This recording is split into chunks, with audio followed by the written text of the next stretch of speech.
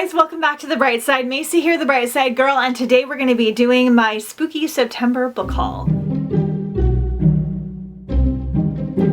Usual, I'm doing this very early in September because I have been collecting these books since last November. I've been really into doing themed book hauls lately, so every time I have a readathon, I will set aside any of the books that work for that readathon, and I've even done things like classic hauls and stuff like that. So if I start collecting a lot of books in one category, I will just make a separate video specifically to that category. I feel like that's really fun to watch. So these are all of the books that I consider good for fall, Halloween time, cozy mysteries, witches, vampires. I am not big on like true horror and gore and super scary books or anything like that. So these are all going to be pretty mild. There's a few that are kind of pushing the boundaries. I got a couple thrillers and things in here, but for the most part, these are all going to be fairly mild, like atmospheric fall type reads. Most of these are going to be great for Not So Scaryathon if you're participating in that.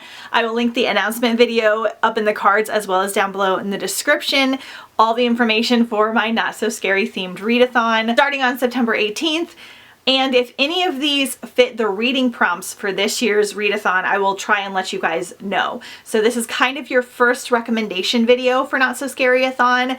I have lots of other spooky September book hauls that I will link down below from past years if you want to go and check them out for more recommendations as well. I get most of my books between 50 cents and $3 to $4, so that's why I'm able to have such huge hauls. Plus, I've been collecting these for over a year. I do a lot of rotating here, so a lot of books come in, but also a lot of books go out with trading and swapping and unhauling and all of that jazz. I don't know a ton of descriptions about a lot of these because I'm able to find them so cheaply. I don't necessarily look into them as much as I would if I was buying them new. There's your little disclaimer for now, and we're just gonna dive right in. Okay, rehauling This Savage Song by Victoria Schwab. I believe one of my friends sent this to me because I read this a couple years ago, and this is about a monster boy and a monster hunter girl, and they basically fall in love. It's kind of like a Romeo and Juliet type of a thing, but there's also a lot to do with like politics and society. It's got kind of a dystopian type world because these monsters have just like appeared and we have to like deal with them, and some of them are good and some of them are not good.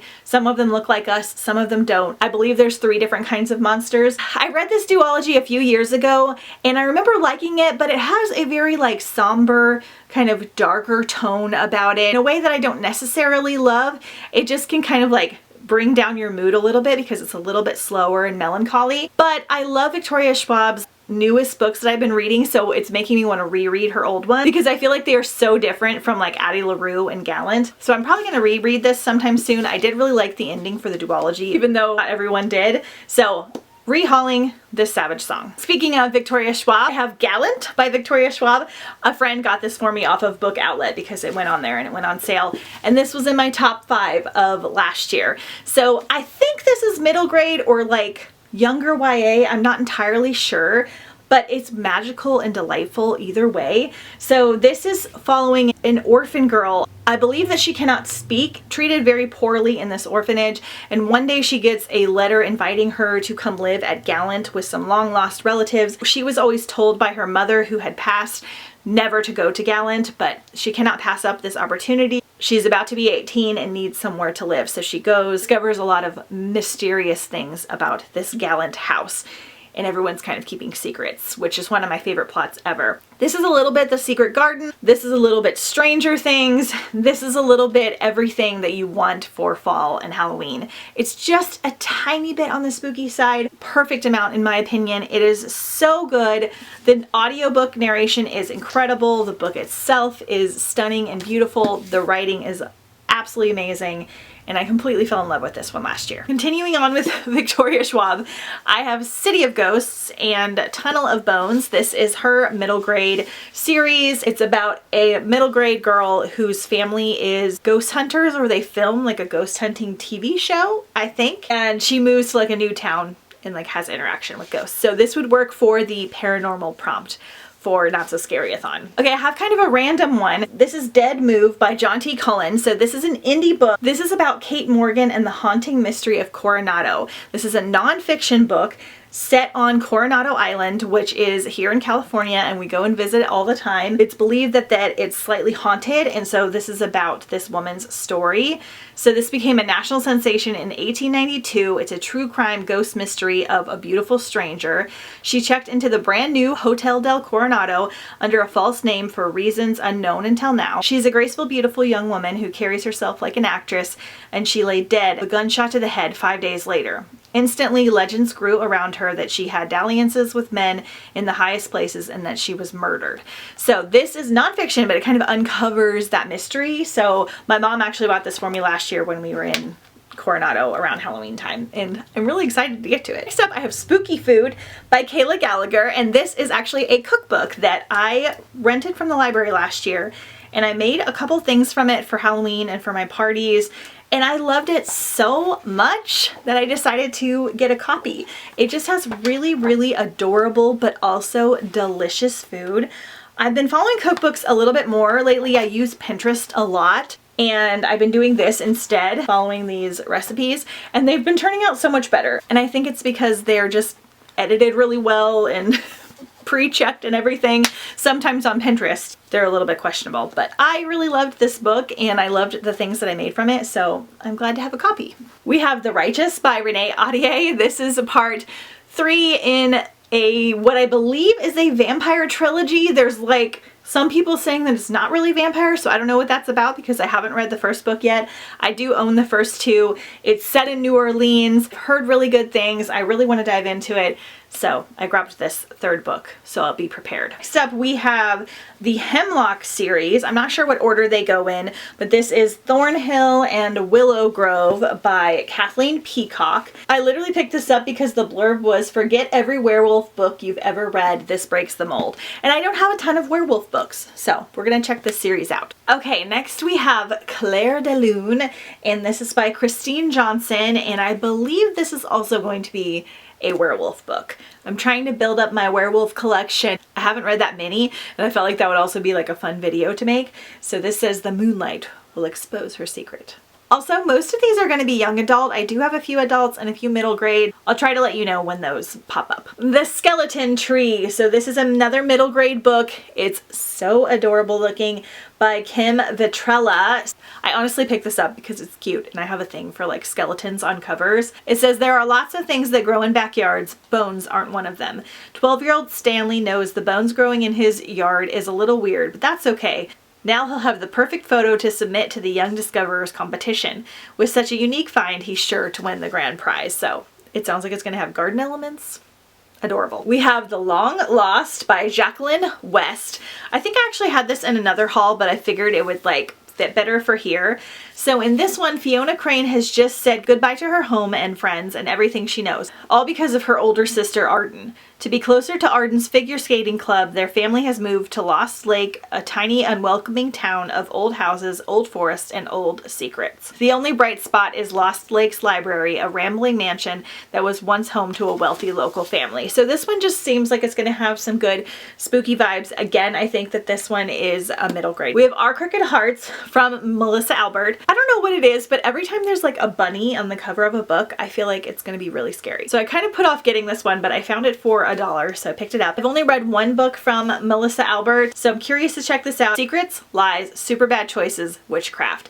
The suburbs right now. 17-year-old Ivy's summer break kicks off with an accident, a punishment, and a mystery. A stranger whose appearance in the middle of the road in the middle of the night heralds a string of increasingly unsettling events. So it sounds like it's going to kind of have like a murder mystery aspect to it, so I'm going to check it out. Okay, we have Our Lady of Mysterious Ailments by T.L. Hachu. Hopefully I'm saying that right. This is part of an adult series. It might be a duology, I'm not sure. The covers are amazing. The first book is The Library of the Dead, and all I know is that it was spooky and that it's set in a library, and I think I have the first one already. Covers are beautiful. We're gonna check it out. The Beast is an Animal by Petronelle van Arsdale. So I read Cold is in Her Bones a couple years ago from her, and it's one of my favorite books ever. It's an extremely loose Medusa retelling that had like spooky vibes, but it also was like pulling at your heartstrings, and it was just very strange, and I just really loved it. So I'm hoping to get similar vibes in here. Something about a beast in the woods, and I love a creepy woods. Then we have Reign of the Fallen by Sarah Glenn Marsh.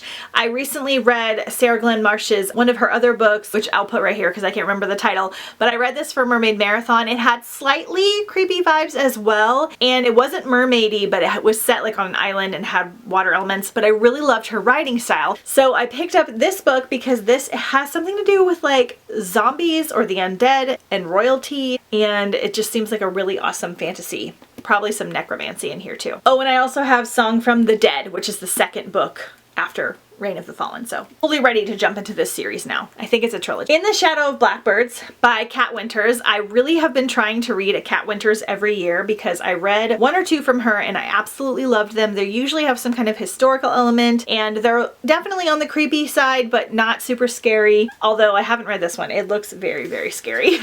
It says, in a city filled with the dead and dying while a nightmare war rages halfway across the world, the grieving look for answers in photographs and seances. In 1918, San Diego and a girl who doesn't believe in spirits step off the train and into a new life. So this one also has some photos in it, so it's giving me kind of like Miss Peregrine vibes, which Miss Peregrine is really not scary, so I'm hoping it leans more towards that with just like a little bit of creepiness. But her writing is just really good and it kind of pulls at your heartstrings too. So we're gonna check it out. We have The Curse of the Windigo by Rick Yancey. So this is actually part of a series that I need to finish this year. This is part of the Monstermologist series. There are 4 books in total. I read the first book last year, absolutely loved it. So I want to continue on and wrap it up this fall. These are definitely on the creepier side. They kind of experiment on monsters and things like that. You're following a apprentice to a monstermologist, and there are basically these monsters that not everyone knows about, and they like find them and like dissect them and like try to figure out what's going on with these monsters and like try to save humanity.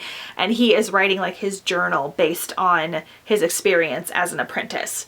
So that's all I'll say, but it is really, really good. It's definitely on the creepy, slightly more gory side for what I normally like, but it was done so well and it was just so interesting that I'm excited to read the rest. Dearly Departed by Leah Habel. So I believe this is a Gothic Victorian zombie read, I think. No, this is set in the future. I lied. It's 2195 and the place is New Victoria, a high-tech nation modeled on the manners, mores, and fashions of an antique era. A teenager in high society, Nora Dearly is far more interested in military history and her country's political unrest than in tea parties and debutante balls. But after her beloved parents die, Nora is left at the mercy of her domineering aunt, a social climbing spendthrift who squanders the family fortune and now plans to marry her niece off for money. Okay, so gonna have like Gothic Victorian vibes, but it's set in the future, which I love when they do that and kind of like they try to bring back things from the past in the future. So we have like debutante balls and tea parties and things. So this sounds like it's gonna be right up my alley, and I'm pretty sure there are zombies in here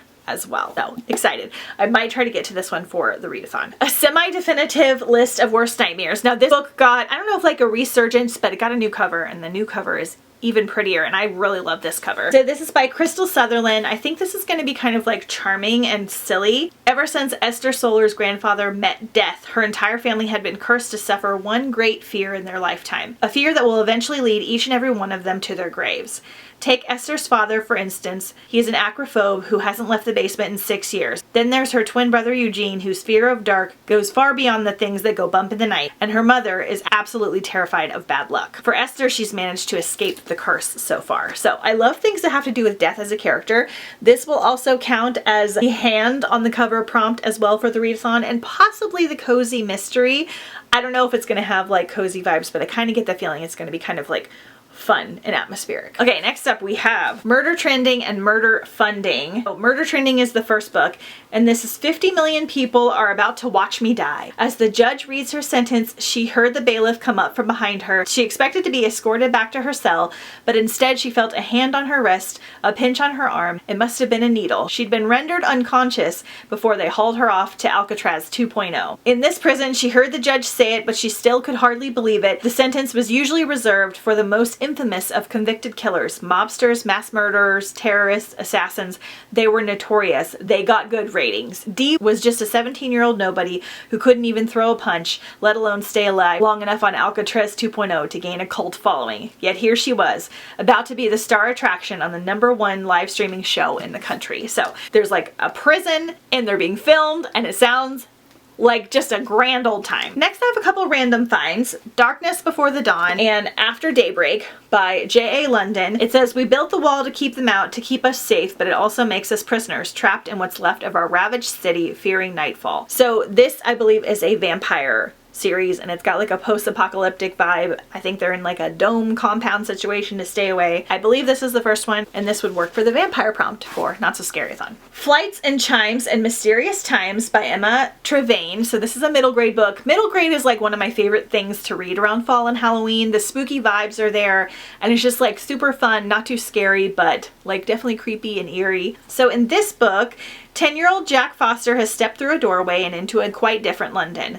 Londoninium is a smoky, dark, and dangerous place, home to mischievous metal fairies and fearsome clockwork dragons that breathe scalding steam. The people wear goggles to protect their eyes, brass grill insets in their nostrils to filter the air, and mechanical limbs to replace the missing ones. So it sounds like this is going to have steampunk vibes, which is great for fall. We have Now Entering Adamsville by Francesca Zappia, and this one I'm so excited about. I'm pretty sure I'm going to read it for the readathon. First of all, the cover is fantastic. Amazing. So in this one, it says, Adamsville is full of ghosts. They haunt the coal mine, take long walks around the lake, and watch visitors from the storefronts. In Adamsville, ghosts and their stories are a way of life, attracting the visitors to keep their small town alive. But Zora knows the ghosts are real and not some tourist trap, and she knows what lies beyond the darkness. So this would work great for the paranormal prompt, and it just looks like it's going to be a fun time. One of Us is Lying. One of Us is next. So these are murder mysteries. I believe they're going to have a dark academia vibe about them, like a whodunit situation type thriller. I don't know anything about them. I'm dipping my toe into the murder mysteries, so we're going to see how they go. My Lovely Wife by Samantha Downing. Look at this scary cover. This is one that might push me out of my comfort zone a little bit. This is an adult thriller that has amazing reviews, which is one of the reasons I want to check it out. So this says, Dexter meets Mr. and Mrs. Smith. Every marriage has secrets, everyone has flaws. Your wife isn't perfect, you know that, but then again, neither are you. You first saw her at an airport, you spent your last $20 to switch seats and sit next to her on the flight home, but it was worth it when you tentatively made your first joke and she laughed. You fell in love, you had kids, you moved to the suburbs, you told each other your biggest dreams and darkest secrets, and then you got bored. We all have secrets to keep a marriage alive. Ours just happens to be getting away with murder. So I believe this is about a couple that murders people for fun to spice up their marriage. Sounds interesting enough that I'm gonna check it out. Born Wicked by Jessica Spotswood. This is an ex-library. I need to clean it up. All I know about this is that it is a witch trilogy, and I've heard really amazing things, and the covers are super fun. This is one I really want to check out for fall. Okay, we have Neverworld Wake by Marisha Pessel. I really need to find a hardcover of this because this is one of my favorite books ever. This one has a slightly creepy vibe. I wouldn't fully put it in this category, but I threw it in here anyway. So in this one, we have a group of friends, and one of them was killed, and because of that, they all kind of parted ways and don't really talk about anything, and then they all decide to get together at this house and kind of talk about everything that's happening, and then something happens and time backbends and they kind of get stuck in a loop. So that's kind of all I want to say about it. It is so good. It's brilliantly done. It's always one that I want to reread. The audio for this is amazing. Loved everything about it. We've got a little bit of a Groundhog Day situation, but it's just such a good read. Daisy Darker by Alice Feeney. I actually read this one for Hikeathon this year because it was set on an island, but this one would have been way better for the fall because it has a spooky murder mystery vibe. It is a loose retelling of And Then There Were None by Agatha Christie, and it just has like a way spookier element. It's even set around Halloween. So we talk a lot about Halloween in this one. And so we have our main character who's going back to her grandmother's house on this exclusive island that she hasn't been to in a long time. And when she gets there, they like lose power and connection to the outside world for 3 days.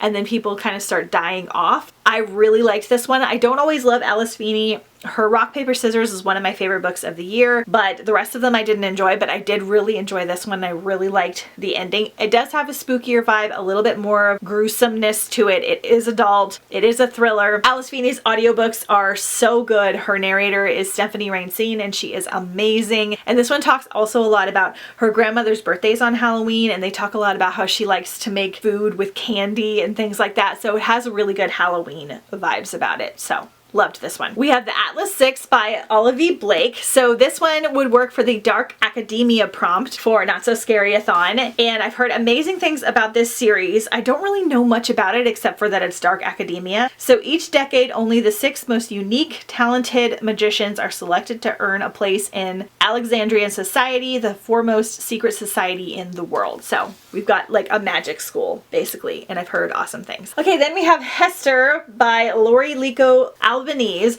I want to say this is a loose retelling of Rebecca, but I could have made that up in my head. So this is set in the 1800s, and Isabel Gamble is a young seamstress carrying generations of secrets when she sets sail from Scotland in the early 1800s with her husband, Edward, an apothecary who has fallen under the spell of opium. He has piled up debts, forcing them to flee Glasgow for a fresh start in the New World. But only days after they arrived in Salem, Edward abruptly joins a departing ship as a medic, leaving Isabel penniless and alone in a strange country, forced to make her own way by any means possible. So it sounds good and mysterious, and this is also adult. We have The Scratch Daughters. Sorry, this is going to be really shiny with my ring light. So this is a sequel to The Scrape Gracers, which is a witch series, and I didn't want to read the description on this one because I think it will spoil the first book, but it's giving me kind of Stranger Things witchy vibes. I'm not really sure. Honestly, the cover was beautiful and it was $1. So I picked it up. Okay, we have The Creeping by Alexandra Saraway. So again, this is one that's kind of out of my comfort zone. I'm worried that it's going to be really terrifying, but we're going to try it. Sometime in October, I might do a reading vlog of some of the more scarier books I have, see if I can read them for a week and see how I feel. So a haunting modern day folktale in the darkest sense of the word. So 11 years ago, Stella and Jeannie disappeared and only Stella came back. Now all she wants is a summer full of cove days, friends, and her gorgeous crush until a fresh corpse leads Stella down a pathway of ancient evil and secrets. So sometimes these covers and descriptions are more scary than the actual book, so I will report back. We have Ghost, which is a graphic novel, a middle grade graphic novel. I'm assuming is about ghosts that I found for $1. So checking it out. I got this beautiful edition of Edgar Allan Poe Stories, and I paid for more for this one, maybe like $7 at my used bookstore. I've never really read any Poe, but this has beautiful like illustrations and it's just a beautiful cover. And I always collect like pretty classics and things like that, so adding this one. We have There Will Come a Darkness by Katie Rose Poole. I believe this is a debut author, beautiful book. So for generations, the 7 prophets used their visions of the future to end wars and unite nations until the day 100 years ago when they disappeared.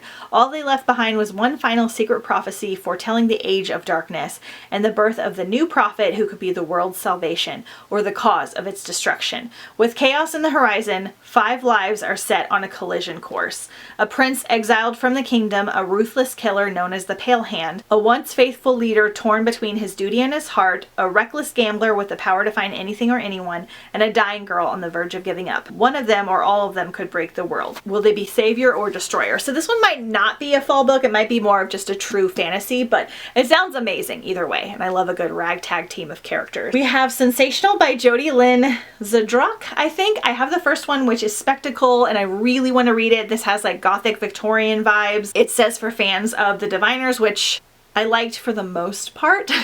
It's basically like a murder mystery. It might have something to do with Jack the Ripper, I'm not sure.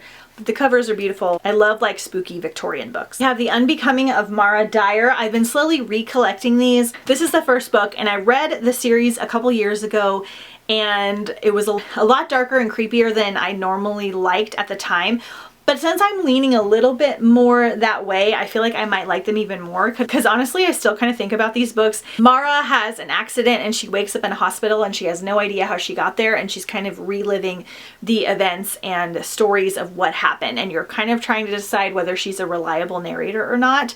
This is a full trilogy. It has spooky vibes. It has a really nice romance in here that I really enjoyed. A little bit on the spooky side, a little darker in theme than what I normally like, but we're gonna reread at some point. Then we have Vampires Never Get Old, which is a spooky anthology, basically. I think this is YA, so we have stories from Danielle Clayton, Victoria Schwab, Julie Murphy, Rebecca Roanhorse, and it just sounds really fun. I'm in like my vampire era for this fall. I need to read more, so I may read this for the readathon. This would work for the vampire prompt. Then we have Shades of Rust and Ruin by A.G. Howard. This is another one that my friend got for me off of Book Outlet. This one was a little bit more than the rest because this is one of my favorite books that I read last year. So this is one of the most perfect Halloween books.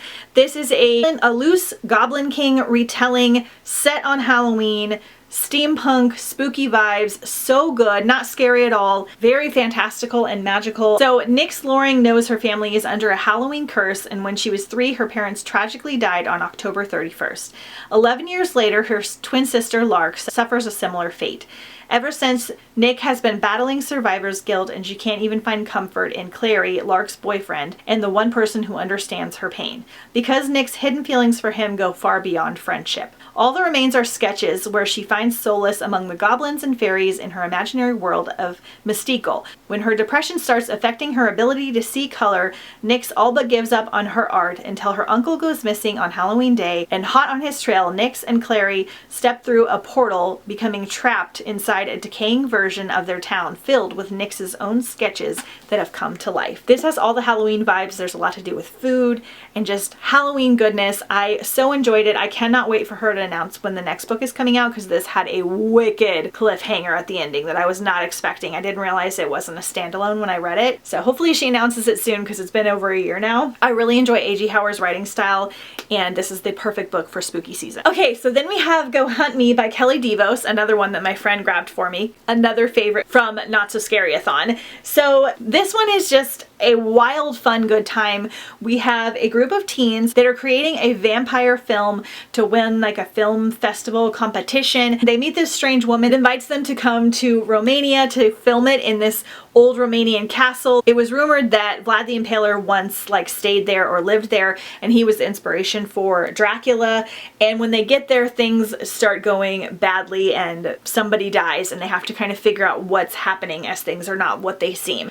One of my favorite books from last year, a little bit more on the gruesome side than some of the other ones. The deaths get a little bit intense, but not bad. It's really more of like a wild, fun kind of read, kind of like ridiculous and over the top, and it is. And that ending is perfection. I really need to read more from Kelly DeVos because I love this one so much. And lastly, the one I'm the most excited about is Foxglove by Edelyn Grace. This is the only book that I pre-ordered this year, and it is one of 3 new books that I have purchased. So I did pay full price for this one because I got the special edition last year, which I never buy special editions myself, but I just had to have Belladonna, which is the first book, and it is just so beautiful. And these books are just absolutely stunning. The Fairy Loot edition's really pretty too, but I think I like the Barnes & Noble edition like even better. So Belladonna was my favorite book that I read last year. I'm so excited for this one. I'm waiting on my stinking hold for the Belladonna audiobook to come in because I loved it so much that I want to reread it. Like, I fully remember it, but I want to reread it before I read this one because I want all the vibes. So in that one, we basically have Death as a character, and Signa is connected to Death, and it seems like everywhere she goes, people around her die, and she has like some kind of connection, and she winds up going to this house that needs like a governess, I believe, and there's a bunch of mysteries in there, and everyone seems to be kind of hiding secrets, and it's kind of got like Secret Garden, almost Jane Eyre vibes. There's like tea parties. It's got that gothic Victorianness that I love. There are paranormal elements, and it's just the perfect book for spooky season. So I'm so excited to dive into this one. I don't know if she's writing any more or not, but I could be in this series forever. Love. And the audio narrator is amazing. Okay, you guys, so those are all the books that I've been collecting over the last year for fall, Halloween, witchy related books. I may have another October themed haul if I can collect a few more between now and then, but this will be your first recommendation video for Not So Scaryathon, so hopefully this gave you some helpful ideas. I will be reading a couple of these for the readathon, and I am